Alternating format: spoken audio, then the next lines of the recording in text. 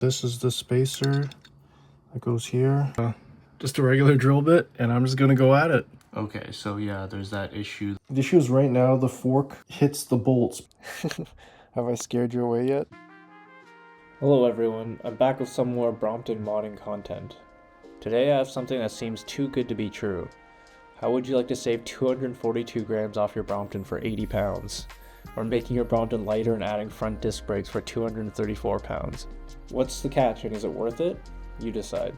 I'll start the video off with going over the details of the fork, and later on in the video I'll go through the installation process. What I have here is a no-name, rebranded, generic, or knockoff carbon fork made for the Brompton that I got off Aliexpress. There's a lot of good stuff on Aliexpress, but I think this is getting into the realm of sketchiness. For example, I have no idea why it says Pantani stamped inside of the fork here. From Googling, it seems like he's an Italian road cyclist, but I have no idea what relation there is to this fork or brand. I'll just call these the Riro forks because that's the brand that I bought it under, but as we'll see later, it's very similar to a set of carbon forks by Silverrock. So I've seen these forks for as low as 57 pounds, but I picked up mine for 80 pounds after shipping and taxes. The fork is also compatible with both disc brakes and regular caliper brakes. If you haven't seen my build already, you can check it out here, but I already had front disc brakes with the titanium fork, but they were cable actuated and the caliper was mounted backwards. But these carbon forks allow the caliper to be mounted the correct way. And since I was changing everything out anyways, I wanted to try the Z-Race hydraulic brakes. One thing I didn't know was whether everything would even fit or fold correctly. I'd assumed that the titanium forks had mounted the calipers backwards so that they would be on the outside of the fold and not interfere with the fold when the front wheel is tucked in. But I've seen builds using the carbon forks from Silverrock that seem to fold correctly. Before I get into the hands-on review of the fork, I do want to go over the provenance of these forks.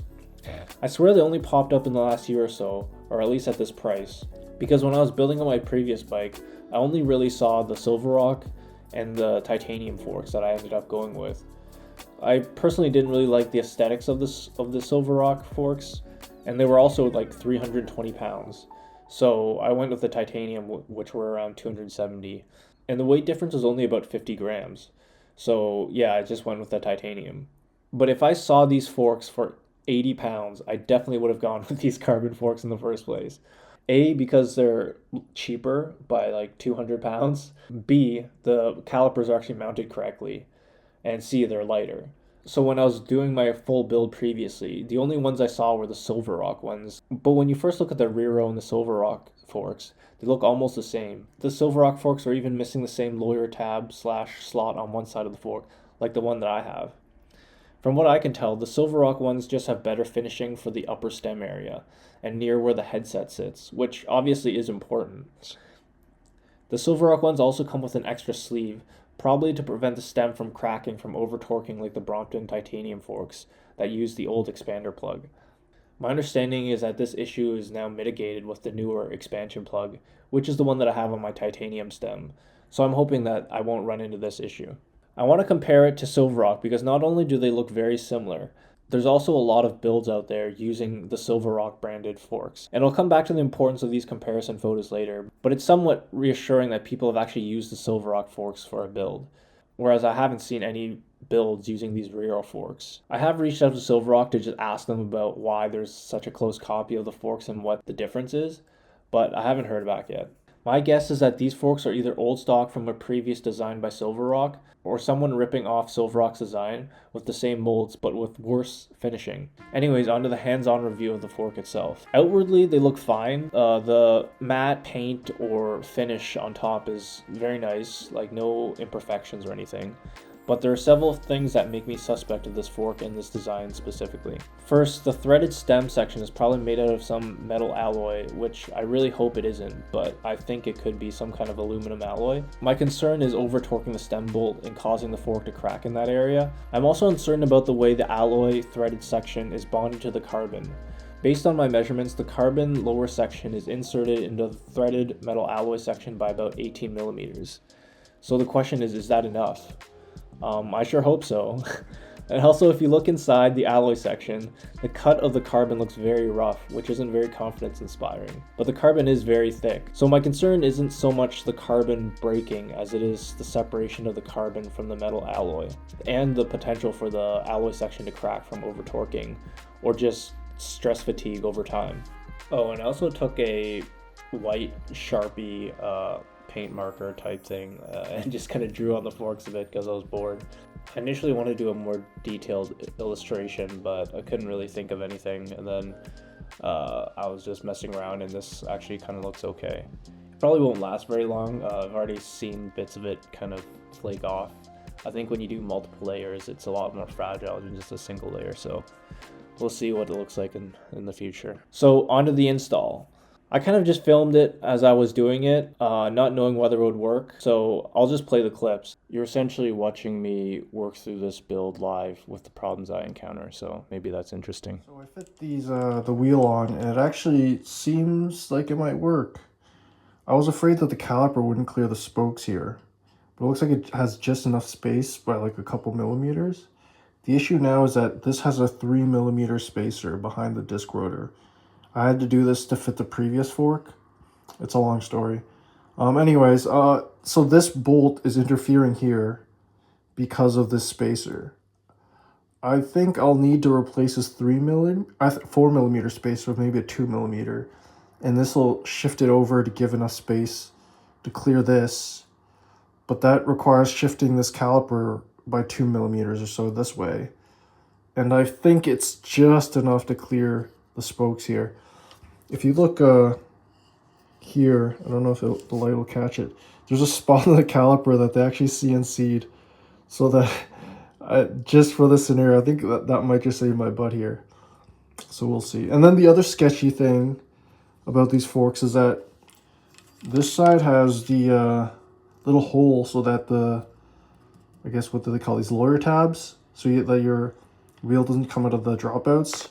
So this side is missing for some reason. So I think what I'm going to have to do is drill a hole where that is, just a slight indent so that this goes in and this can be oriented the correct way. I think there was one issue that someone reported that they couldn't insert the stem the whole way in because of the carbon inside was too far up. One other thing I didn't really go over in any of the video clips, which I'll just talk about now, is the brake set that I ended up choosing. I've used Z-Race branded parts before, like plenty of YouTube reviews out there as well, so they're pretty well established brake parts and company. They're super cheap, like 34 pounds for a set, and I only needed the front. I didn't read too much into like whether it would fit. They just kind of look the most compact, because I mean, this isn't a very common combination. Even in most of the online photos I saw, people are using like Juntech cable actuated disc brakes, so this was kind of an experiment. I'm just going to mark this hole, or where I'm supposed to drill the hole. That looks about right.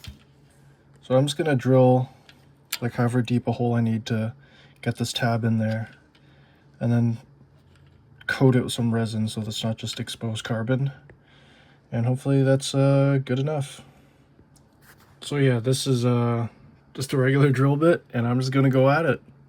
I'm kind of need to concentrate, so I'm going to stop filming. So just a little update. Yeah, it's going. Okay, so the good news is that there wasn't any void in the carbon when I was drilling in. The bad news is I just put a 5mm void in it. Anyways, this kind of fits now. I didn't want to drill too deep because there's a recessed ring here. I'm just going to print a spacer here to take up that space. I think I'd rather rely on this tab than this little lip for the axe to prevent the axle from falling out. Okay, so quickly ran off a couple prints. So this is the spacer that goes here, but this is a bit thick. I'm gonna do 1mm or 1.5. And then the second print is a thinner rotor spacer. So this was the old one, it was 4mm. This is 2. That should be just about perfect. Okay, spacer's in, so now you see the bolt clears out a little lump there from the disc caliper mount. Obviously brake rub because I haven't tightened the caliper yet or adjusted it, but plenty of space there. That's 1 or 2 issues down. Okay, committing now. Removing the brake lever and fork from the bike. I don't think I'll film this. Okay, let's do a comparison with the stripped down titanium disc brake fork and the carbon fork. Apologies for the flickering. I'll read it out. So 294.9, so 295 grams versus, feels lighter, 242 grams, 242.7. And I'll compare the levers as well. 1 sec.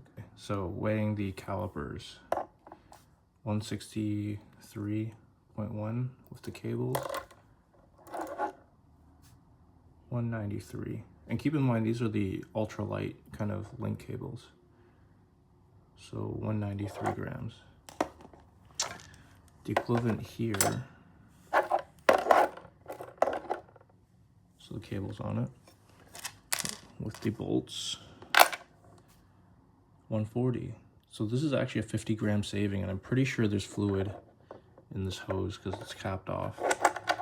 So that's 50 gram saving. I think that makes up the difference, well, almost, for the levers. I guess 70 grams, so 20 grams heavier for hydraulic. So just for the whole system comparison, I guess. And I might have to, or might cut down the tube a bit, so there'll be that minor difference as well. So 244.5 versus 228.8. So yeah, about 20 something gram difference. Not bad. And then once you factor in the 50 gram saving, I am still saving around 30 grams, more or less. Also, so one concern I had was this joint between the alloy threaded tube and the carbon. This section essentially has 18 millimeters of carbon inserted into here, and it can't go much higher because the end of the stem has to go in. So, and I actually saw some complaints and reviews saying that this part was too short for the stem to fully seat in. So I hope I don't encounter that problem here. But yeah, this is the sketchiest part, honestly, this joint here and this kind of alloy tube. Because even on the steel or on the titanium ones, there used to be complaints where it would split from the old expander plug. This one, it shouldn't have the same issue. Okay, so yeah, there's that issue that was reported. So essentially, as I mentioned, because there's that carbon section that goes into the alloy tube, this stem part can't go deep enough inside. So yeah, I mean, what do you think? A spacer here? How sketchy is that? I think I'll have to give it a try. Also, I guess quick review of this 7-8 pound headset. Super light, no play in the bearings, and it's been 1,500 kilometers. So you don't need fancy expensive bearings unless you want the logo. Just feeling the bottom as well, and yeah, it's fine. So just quickly mocked up a spacer. Needs about 6.5 millimeters.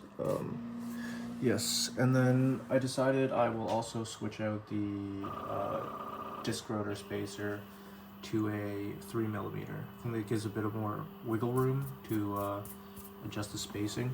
And that's the printer printing. Okay, done. Just something super basic. I mean, should I replace with something like carbon? I don't even know. And yes, my headset is scuffed. It's because I didn't have the right headset wrench when I put this on. Also, the brake caliper mount points don't look very faced or face at all, so we shall see.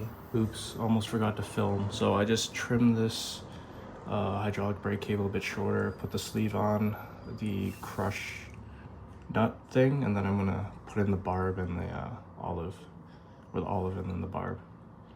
I have no hands for this. Okay, hardest part was pushing in the barb. Hopefully I didn't mangle it too bad. The parts are there. Unplug the stopper thing, and then tighten it, should be good to go. There's already mineral oil on this, but I'm gonna have to top it off. Okay, let's try to film this. Grab some paper in case this leaks.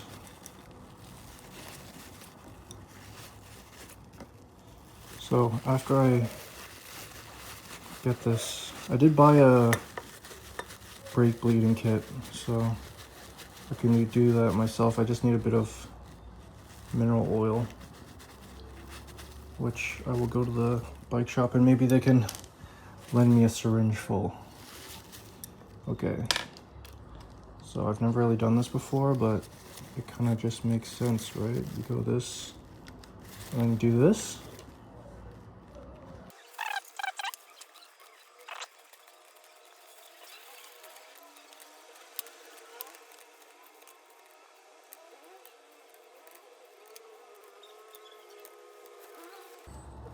Oh, it does depress the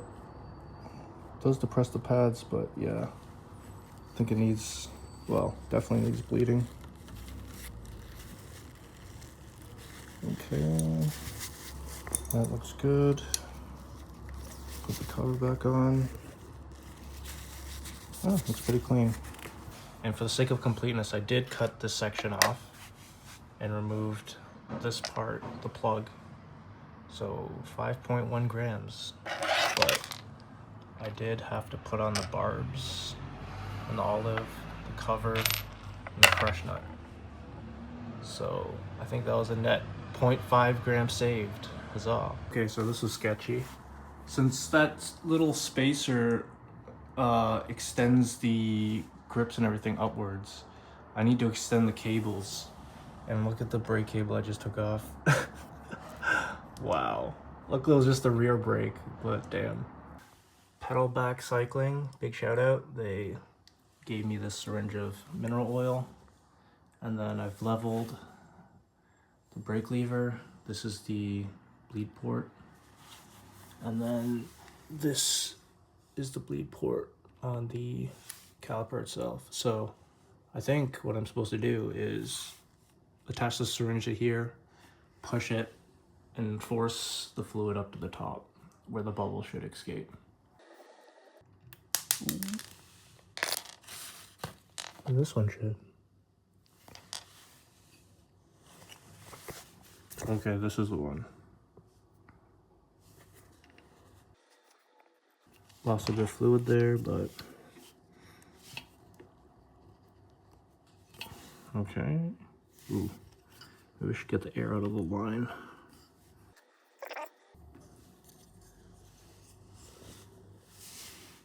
Try to.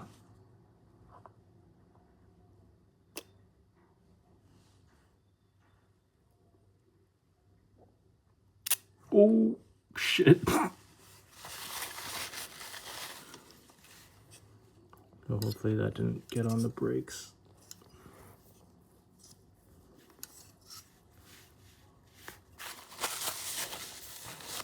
Okay. Oh God, where'd all that oil go? Anyways, yeah, so do the top.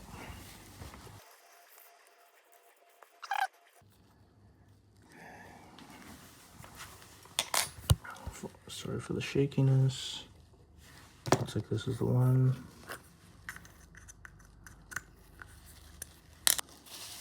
Okay, this is gonna be hard to film, I think, but let's see. Slowly inject.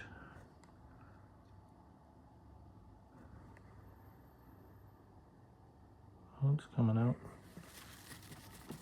Tap the lines or whatever. Should I pull the brakes? Is that a thing you do?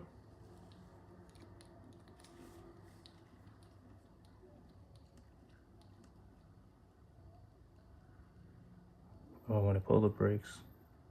A lot of bubbles. Some debris.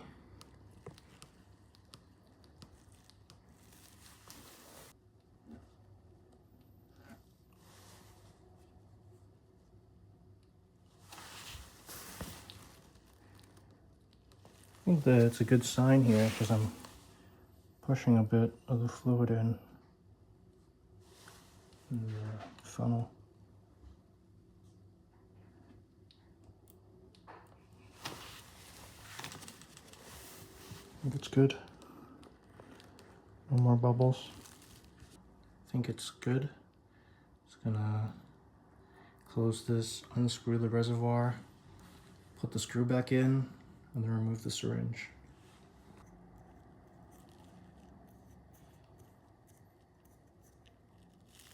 Not too bad.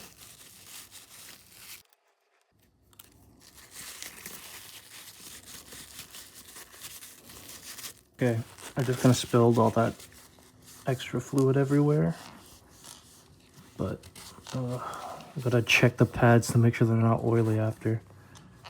But let's see.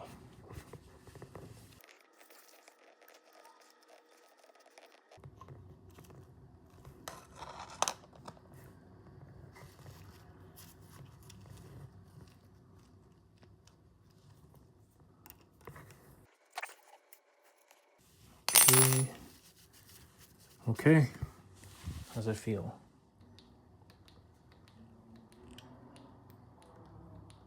Doesn't feel any different. Doesn't look more responsive. Yeah, I can see it start moving. Can you see it?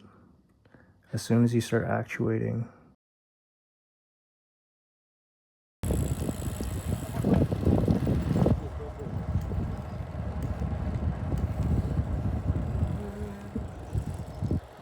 So let's check out the fold. So this just clips on here. And there is space, plenty of space actually, between the caliper and the frame. One thing is that the internal gear hub chain is very close to the rotor, but I don't think there'll be an issue there. And yeah, that's pretty good. The brakes still squeal a bit, but very strong and consistent braking without a very heavy lever pull.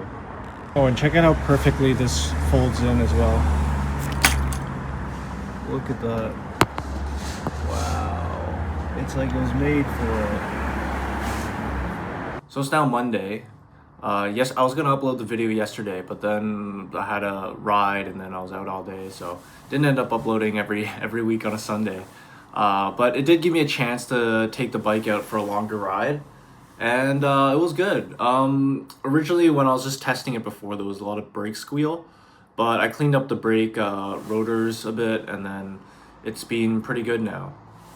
And just to go over a review of the difference between the cable actuated disc calipers and the hydraulic, I think like the braking power is actually very similar when you do a full pull. Whereas the difference is that cable actuated, you'll have to pull a lot harder because of like cable stretch and all that. Whereas the hydraulic is a lot lighter and a consistent pull, giving you the same braking power. So a lot better brake modulation. And then with my build specifically, because I have rear caliper brakes, the levers are different, and also the brake power pulling ratio and everything is a bit different. So to me, it doesn't bother me too much because originally, before, I already had caliper brakes and disc brakes on the front. Now it's just like a bigger difference. I mean, looking at it, it looks a bit strange, I guess. And yeah, regarding the way the fork rides, maybe I'm very insensitive to this kind of thing, but I don't really feel a difference, especially with the fork. The carbon versus titanium, I don't notice a huge difference. I haven't taken it off-road, which maybe the vibrations would be a bigger difference. And I think with the Brompton short forks, maybe like flex and stiffness doesn't come into play as much because there's less of a fork to flex. So maybe the material doesn't matter so much. And in terms of durability, it's like something that's really hard to speak about when you've only done like 30 kilometers on it. Like even if you've ridden 1,000 kilometers, it could break in the next ride, right? So yeah, I hope this kind of gives you some insight about this fork, and you can kind of decide whether it's worth the risk of buying or tackling a project like this.